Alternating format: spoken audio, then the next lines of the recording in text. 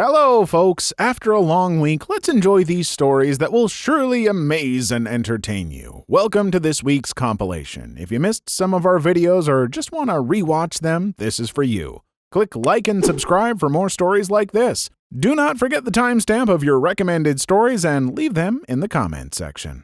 Teachers, who are these students you remember from 5, 10, 20 years ago, and what did they do to be remembered?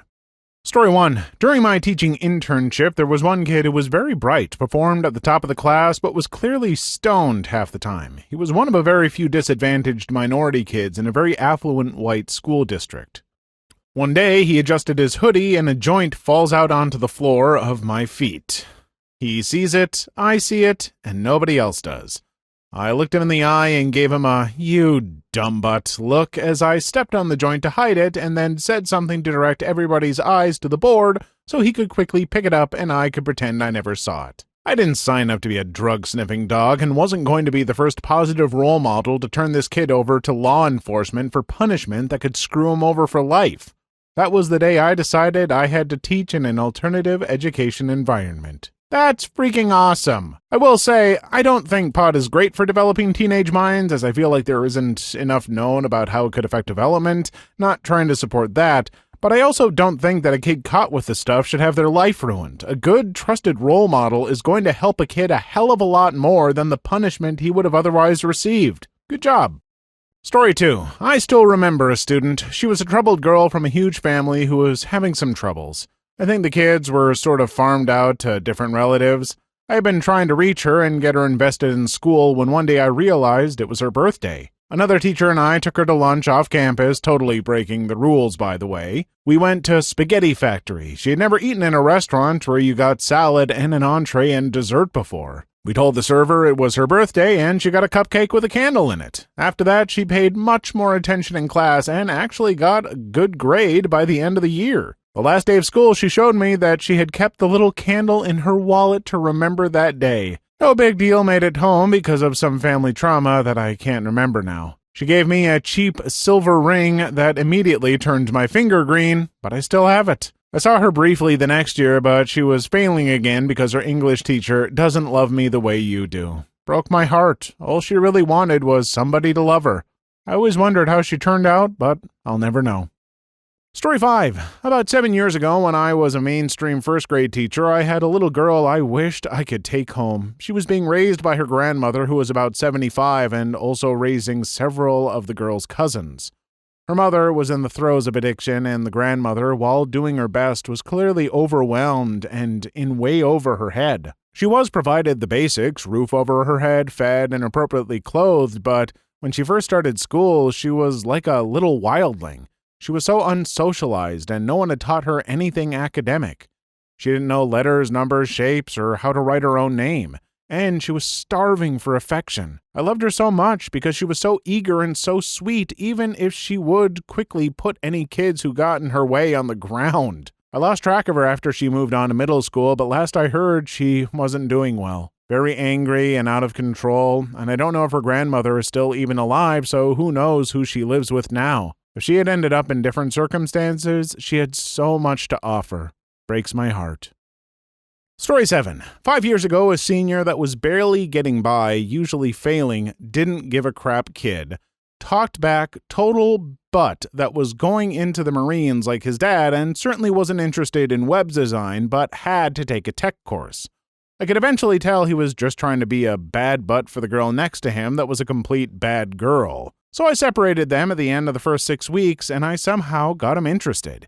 He became one of the best in the class. I have no idea how I did it, but something clicked. They eventually did a group project making a website for a business idea from one of my other classes. Not only did he lead the team and make an awesome site, but he helped the team from the other class with their business idea. Finished my class with an A. He said his first A since an elementary school. I was so damn proud. I knew he would never use the ability to do web design in the Marines, but maybe it showed him he could succeed. I now live to do that for another kid. Edit. Thanks for all the upvotes. I completely understand technology is used immensely in armed forces. My brother does quite a bit. I just meant that student wasn't going to. He had already chosen his direction. Story 8. Not my own story as a teacher, though I am one as well, but a story I heard from one of my high school teachers. Mr. F was teaching oral interpretation at the time, basically a class on giving speeches. And then there was this one student, we'll call him Billy. Whenever there was any category of speech, Billy would always find some way to give a bizarre and slightly macabre speech that still technically fit the requirements. When the class had to give a speech on how to do something, Billy demonstrated a procedure to build a miniature guillotine and used it on a Barbie doll in front of the class. It worked. When the class had to give a persuasive speech, Billy gave a speech about why OJ was actually innocent. But the real kicker was when the students had to give an informative speech about one of their hobbies, Billy discussed at length his hobby of taking the daily obituary from the paper and crossing the dead people out of the phone book. He proceeded to show off his phone book with name after name of now-deceased individuals crossed out. I've got to give it to Billy. All of us try to find our thing in high school that would let us stand out. Some of us wore a bunch of chains and trench coats. Some of us would dye and style our hair in strange ways. And some of us would try to be the first with facial hair. Billy is the macabre boy. And, well, it certainly sounds like he stands out. Now, can you guess which of my other examples were actually me in high school? Trick question. They were all me. Story 9. Teacher for 7 years now. Special education. My kids are all fairly memorable in their own ways, but there are certain kids that come to mind much easier than others and with more frequency. For me, it's a little boy with Down syndrome who I think of involuntarily almost daily, and to be honest, I feel slightly ashamed as of the why. He was in kindergarten just learning to count. He had very limited verbal abilities, and while he was working with a speech-language pathologist, during math time, our focus was math and not speech. And the way he counted was unique. He couldn't pronounce the numbers correctly, but once he mastered counting to 10, he counted everything, and loudly. 1, 2, we, bur, bi, si, she, e, na, pa. Each sound overemphasized and stretched out. I work out regularly, and in working out, counting your sets is fairly standard. At the time, his counting just stuck in my head when I'd be doing my sets. To this day, I cannot count anything in my head without counting in his voice, especially when I'm working out. I have a feeling this will never go away. Story 10. Not a teacher, but I'll tell you about a time a teacher actually remembered me 18 plus years later. So I was selling shoes at Macy's at the time when I was in college, and this little old lady approached me asking for a size. I went back to get it for her and saw her sitting next to a couple of older women her age. I took them to her and let her know if she needed anything else to please let me know. Why, thank you, Disordered Possum. That's very nice of you. You've grown up a lot, said the woman next to her. I remember thinking, how the F does she know my name? Because I wasn't wearing my name tag that day. I looked at her and studied her face, and it snapped. Mrs. B? I asked. Yes, she replied. I knew it was you when I first saw you. You look and sound much like your mother. It was Mrs. B, my pre-kindergarten teacher's assistant. I thanked her for the compliment and later checked out her friend. Gave her a hug and bid her farewell. It was a very, very touching moment for me. I wish I had asked her what it was about me that she remembered my name and who I was. I guess I'll never know. Some teachers are just amazing at that stuff. I've known teachers who could probably name every danged student they have taught, I swear. Usually it seems to be the teachers who care the most and get the most invested in their students, so I don't know if it was necessarily anything about UOP and maybe more about what a lovely teacher's assistant Mrs. B was. Though I'm sure you were great too. Bosses, what did your new employee do that made you instantly regret hiring them? Story 1. I didn't hire them, thankfully, but I did work at a call center with a couple that got hired into different divisions. He went to work in sales and she went into customer service. This isn't all that unusual by itself. What happened next, though? Wow. Their plan from the start was to see how quickly each of them could get let go after they'd started their medical benefits, which kicked in around the 90-day mark. So they were both fairly exemplary. During that time, they both began talking to coworkers in their divisions about their off-work time, internet habits, etc. Eventually, they started canvassing their respective divisions with business cards advertising their adult entertainment site and inviting people to join. Apparently, they did this pretty frequently. Get a job to get medical insurance, then plot to get let go so they could draw unemployment and continue to keep medical insurance going via Cobra. In the meantime, they'd get as many of their doctor and dental visits as they could schedule. Then they'd drum up interest in their adult cam site, because by then they'd have gotten to know a ton of people, and who doesn't want to see the hot girl/guy at the office doing it? They were both very attractive. Even the managers involved in this cluster F of a plan had to admit that all the angles on all this were exceptionally slick. And because Phoenix is rife with call centers, they were able to work their way up and down a certain area of town without any of their respective businesses becoming the wiser. Work for 3 months out of the year, get insurance, then doink on camera for 9 months. I mean, I'm not gonna lie, it isn't the worst plan I've ever heard. Maybe not exactly ambitious, but I don't know, I guess live your life? The problem would be when they finally get hired at a call center that just liked it nasty and never fires them. What do you do then? Story 2. I had a new guy to train in my job where we installed TVs and various other electronics in expensive houses. I had a small part in hiring him, and even though he wasn't from our industry, he seemed to have good skills in related fields and seems to be willing to learn what he needed to. Our first weeks were spent finishing up a really nice theater. House was completely finished, and it was pleasant, easy, indoor, clean work. Then we moved on to the next job and had to wire the house, which involved crawling through the attic and underneath the floors, pulling new wires. I turned to this guy and told him to take these 5 wires down underneath the house and crawl them to the other side. He looked at me like I had 3 heads and said, "What? No way, I'm not going under there." I was taken aback. This is a huge part of the job, and he had to have known that when he was hired. After a couple minutes of talking to him, it was clear he had no intention of doing any dirty work. He ended up going out and sitting in the work van pouting.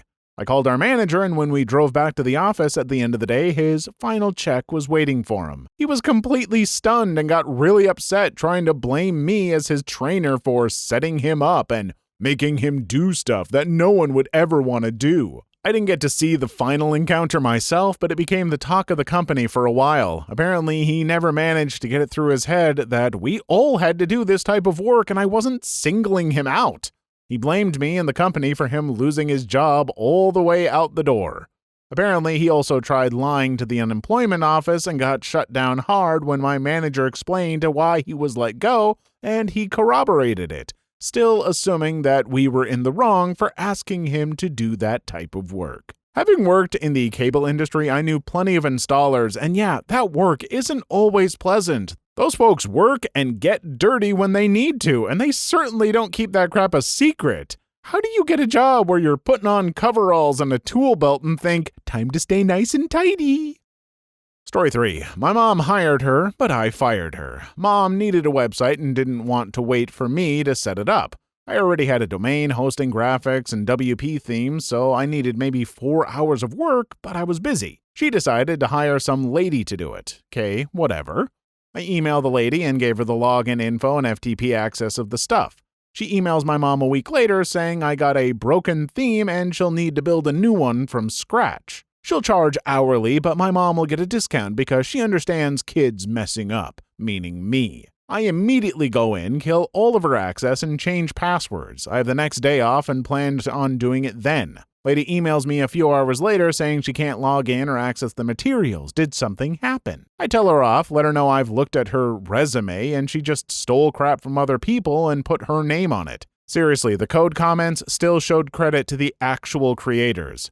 That I've blocked her completely and that her help is no longer needed. I CC my mom, then call her to explain in more detail. My mom proceeds to be furious with me for being rude to the scam bee until I get her site up and running the next day.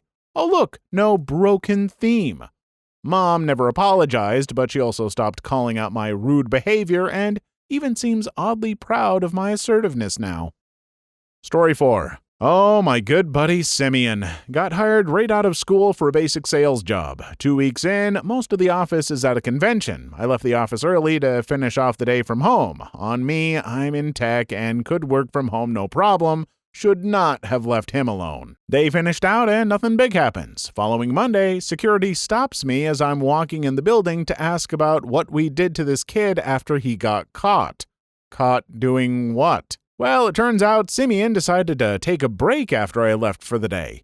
He went and bought a six-pack and broke onto the roof of the building to drink beers and tan. We are in an 11-story building. On either side of us are 15-plus story buildings. Simeon decided to strip down to his underwear and tan on the roof, drinking beers and smoking joints. Security catches him, he blows smoke in the guard's face and tells him to F off, gets kicked off the property. Remember, none of us in the office heard anything about this. Simeon was sick and had worked from home the rest of that week. Eventually, the building contacted our HR department, and Simeon is given a warning. He is somehow allowed on the property again and is told he has 2 strikes against him now. He had constantly been showing up over an hour late each day. Next day, Simeon shows up at noon for a 9 to 5 job. He calls in first to see if it's okay to come in. He slept through 6 alarms. Managers are sure, come on in. Simeon arrives and is finally fired on the spot. Craziest hire/fire I've ever seen. I can't stand people like that because their crap just makes everyone else's lives harder for the time they are there. When I became a delivery supervisor for the bakery I worked at, the owner of the company hired a guy without involving me after hiring 2 other guys who lasted a day or 2 apiece. And yeah, he was basically like Simeon here. Showed up hours late, which meant I was getting stuck doing all the hardest work at the beginning of the shift. Showed up high one time, which isn't great for a job that involves driving. And eventually no-call no-showed for a few days straight, and I told the boss. He gave her a sob story, and she kept him on. He showed up 2 more days, then was 3 hours late on the 3rd day. It was so much fun. Story 5. I didn't directly hire him, but we once had a new employee shadow me since I was the stock manager, and on day 1, he bragged to me about how much nose candy he had done the night before. The store manager was about 5 feet away, and I simply looked over the new guy's shoulder and shook my head. He was gone soon after. Edit. Didn't expect this to get any attention, so I'll throw in some more context. He wasn't immediately let go because at the time we really needed the seasonal help, but even so, it only took a couple shifts of being late and smelling like pot for him to be dealt with. I used to work retail relatively close to a college town, so it's not unusual to have employees hungover, etc. I just assumed that was the case. Mentioned in small talk that I myself was a little hungover, and he just stops and goes, "Oh dude, let me tell you about this party," and continued to go on his nose candy extravaganza of a night. Throughout the day, he had been making frequent trips to the bathroom and told me it was because his nose kept bleeding. I now knew why. Several months later, he came back to reapply for his old job because the store was under new management. I don't think he realized that I was part of that new management, or he had assumed that I was just cool with it. I wasn't. Dude half-butted his job regardless of the drugs. I also have reason to believe he snuck off on his lunch break to smoke pot. I don't have a problem with it. I'm a bit of a stoner myself, but I just don't bring it to work. Story 6. Not a boss, but guy got hired as my swamper. I used to deliver cabinets in a 1-ton truck throughout the area. Boss says, "Got a good one for you. He's big and strong, seems nice." What a great change from the scrawny 18-year-olds he was usually hiring to help me that would work for 3 days and quit because it was too physically demanding. He starts, first hour, we're driving to the site, he's bragging about the crystal he had done last night. The girl that he had got to kiss him at the club, he's married with a toddler. Second hour, at site, he's asking if I can pick him up for work every day if he gives me $25 a week. Was fair, he didn't live far from the shop. Third hour, he's asking to borrow $100 until payday. I decline and say I never lend money to coworkers. By the end of our 8-hour day, he had gotten lunch, a pack of cigarettes, and promises to pick up/drop off every day. I get it. When you start a new job, sometimes you're short on money. It happens. I've mooched cigarettes off people in my first weeks, too. 2 weeks go by, hasn't paid me a cent for gas, kept promising once he get paid, he'll pay me everything at once. Third week goes by, gets first paycheck, but only for 1 week. Week holdback rules. He gives me $10 and 2 cigarettes from his pack that he just bought himself. Fourth week, tell him if he doesn't pay me the gas money today, he's finding his own rides. He responds by saying, "Fine, I'll just walk anyways." Next day, 30 minutes late because 6 and 7s wasn't there to pick me up, so I had to walk. I tell the boss to fire this F-head. He does. I've been here for a while at this point. He needs me to be happy. Guy comes to me saying, "I hope you know you're taking food off my toddler's plate. Just some food for thought." I tell him to go F himself. Run into him and his wife a couple months later, comes to me, hands me $100 cash, says, "Sorry for how I acted. I was high on nose candy for most of that. You think you can get me a job again?" I laugh and say no, I wasn't going to put my butt on the line for him after how he treated our company. Asks for the $100 back. Tell him sure, hand it back. Ask him if he has food for his baby. Wife looks confused. They didn't have a baby, just a way to get money out of concerned people. Ooh, and there's the nail in the D-bag coffin. I was ready to try a little forgive and forget with this guy. Sure, he has a few strikes against him, but hey, dealing with an addiction, stuff like that, I really wanted to give him the benefit of the doubt, but then the paying his debt but asking for it back and revealing he was lying about the kid? Yeah, sorry, guy, you kind of earned the treatment you got.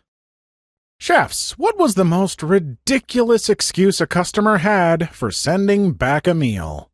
Story 1. Okay, this isn't the same thing, but still completely ridiculous. I worked at an Italian restaurant as a waitress for a short time as the customers sucked. This lady in her 40s ordered a Hawaiian pizza and pitched a fit saying how we got her order wrong. I asked her what was wrong with it, and she said it wasn't her Hawaiian pizza and the toppings were wrong. I looked at it, and it had diced tomatoes, pineapples, and ham. Exactly what the menu stated. Showing her this, she said, "What are you talking about? These are yellow. Pineapples are orange." Confused, I got my manager, and he tried explaining that pineapples are quite yellow, not orange. But if she didn't like it, she can order something else from the house. She got mad and said, no, that she wanted this, but with the right pineapples. She started explaining what they looked like. I said, "Wait, do you mean oranges?" As she completely described oranges, she said, "No, pineapples," and started describing oranges again. At this point, I take my phone out, Googled oranges and pineapples, and show her. She points at the oranges and yells at the top of her lungs, "Yes, those! I want those!" My manager told her we do not have those, and she can either pick something else or eat what she has. She left. I am so upset and confused. What the frick? How does she not know? I'm really trying to think of reasons here, but seriously, folks, how does a woman in her 40s who knows about Hawaiian pizza not know the difference between pineapples and oranges? Story 2.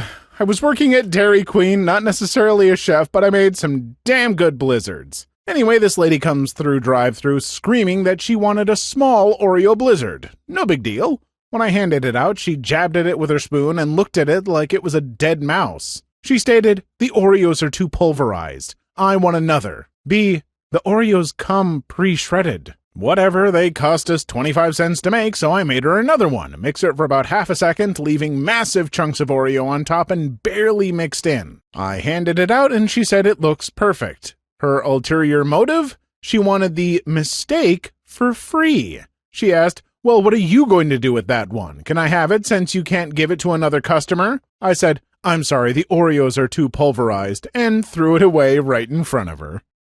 Story 3. When I was younger, I was a cook for a really popular Denny's. It was basically the cult spot to go. Wedding? Denny's after. Prom? Denny's after. You get the idea. At the time, I had bright pink hair, something to keep in mind.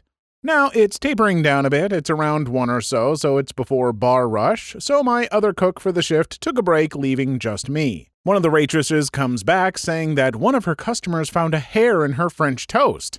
I saw the plate. Everything had been eaten aside from 2 little pieces with a long black hair between. Now, I made her a new order, French toast, bacon, hash browns, and brought it back to the table. As I put it down, I said, "Here's your remade order. I would like to point out that your waitress has short blonde hair." I remove my hat.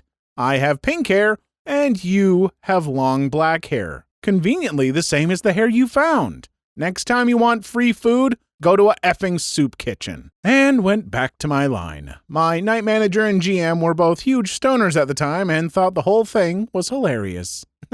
I absolutely love this. Honestly, I don't really like Denny's personally, but I would gladly go eat at this Denny's if I heard that happened there. I would make that my new favorite spot. Moons over my hammy all around. Story 4. When I was a kid, I worked as the shift manager at a Haagen-Dazs dip shop. It was one of the busiest streets in town, and in the summer, we would have lines out the door all day. Most of our customers during these periods were tourists. That is important because we never really worried about losing their repeat business. One gentleman ordered an elaborate quadruple scoop banana split with oodles of everything. I obliged and whipped up the effing SS diabetes of banana splits, complete with sprinkle-covered spires of whipped cream, delicately drizzled with hot fudge and caramel. This thing had Oreo bits, brownie crumbles, Heath bar chunks. I am talking the effing works. Anyway, after I've completed this culinary masterpiece, it turns out with all those goodies, my creation was almost $15, and dude was not having it. I pointed to the huge board behind me displaying the prices of all these delicious items this man had purchased and told him I would get in trouble if I gave any more than 10% discount, but he just refused to pay. So right there in the middle of a scorching hot summer day in an ice cream shop full of tourists and their kids, I held up this magnificent work of art, enough frozen goodness for at least 3 people, and offered it up for sale for $3. Needless to say, some dude with his kids right behind the original customer grabbed it right up and shared it with his family. Dude was livid. So I explained that he ordered a custom sundae the way he wanted it, and I sold it as a second-hand sundae that may not have been the way the purchaser wanted it. All in all, the whole thing cost the company pennies, and the look on this butthole's face was priceless. I want to find the OP of this story and shake their hand. Seriously, too many places bend over backwards with this customer is always right nonsense, and it has made for some really entitled people. Not always, of course, but in this case, this guy was a dink, and you got revenge in the best possible way. This story breathed life into my day. Story 5. I had dinner with a crazy family friend that refused to eat anything brought to the table. Old country-style restaurant, no menus, you eat what they bring out. She insisted that they prepare her special portions of their traditional recipe dishes, prepared precisely how she wanted them, and went back to the kitchen to supervise that they were following her instructions exactly. She told us that she had them remake her vegetables 3 times with pride. I was 12 and it was my birthday dinner. I've never been so embarrassed. I asked the waiter to take me into the kitchen. I told the folks that after she went back, I wanted to see the big kitchen. What I actually did was apologize to all the cooking and wait staff for my guest. For years, I thought my parents didn't know. What I did not know is that the manager stopped my mother on the way out and complimented her on having such a polite child. I was 33 when she told me. Story 6. All right, server here. This happened to me last night. I work at a restaurant where we offer a grilled 2-pound lobster for $60. Hefty enough, but you can also get it stuffed with crab meat and breadcrumbs for an additional $10. So a woman at my table last night inquired about the additional price and goes, well, I'd love to get the stuffing, but I'm not going to run up the bill that much. I told her I completely understood, smiled, and ordered a simply grilled lobster. As it turns out, the kitchen made a mistake and prepared a lobster with the additional stuffing anyways. I brought it down to her and explained to her that there would be no additional charge since it was the kitchen's mistake and to enjoy. She eats the entire lobster and then waves me over. Yeah, I know this had the stuffing and everything, but that's not what I ordered, and I'd like them to remake it for me. I'm just not very full because it was mostly breadcrumbs. I told her politely that it's exactly the same amount of meat, just with breadcrumbs and crab added, and then she said that it seemed like we had removed a lot of the lobster to fill with breadcrumbs. At this point, my manager came over and assured her this was not the case. Still, she demanded that we make her another. She started making a real fuss about how this wasn't what she ordered and that the enhanced version of the dish left her hungry. Needless to say, the kitchen was peed. We remade it, didn't charge her for the second one, and even tried to comp her dessert to keep the bee happy. And what did she do after we kissed this much butt? Stiffed me on a $140 tab, making sure to write on the bill the service was horrible, because I think she picked up on our disgust at her lack of tact. Fun times. That piece of crap ate a 2-pound lobster with stuffing, then lied so she could eat another 2-pound lobster and didn't even tip? Not that I would want this for your restaurant, but I hope that woman got food poisoning and spent the next day blasting 4 pounds of liquid lobster and breadcrumbs out of both ends. Really tempted to start a Garbage Person of the Video award when I hear about folks like this. What's something you can't believe you had to explain to another adult? Story 1, that someone can't give you AIDS by touching a door handle, and to not call the cops on this person because they have AIDS and touched a door handle. Can we just say how much we lucked out that HIV can't be spread like the normal flu because it would have been the plague to end all plagues? Transmits undetected with nothing but flu-like symptoms and then re-arises 1 to 2 years later as a complete immune system collapse, 100% fatality rate left untreated, and no vaccine even 40 years after it first became common?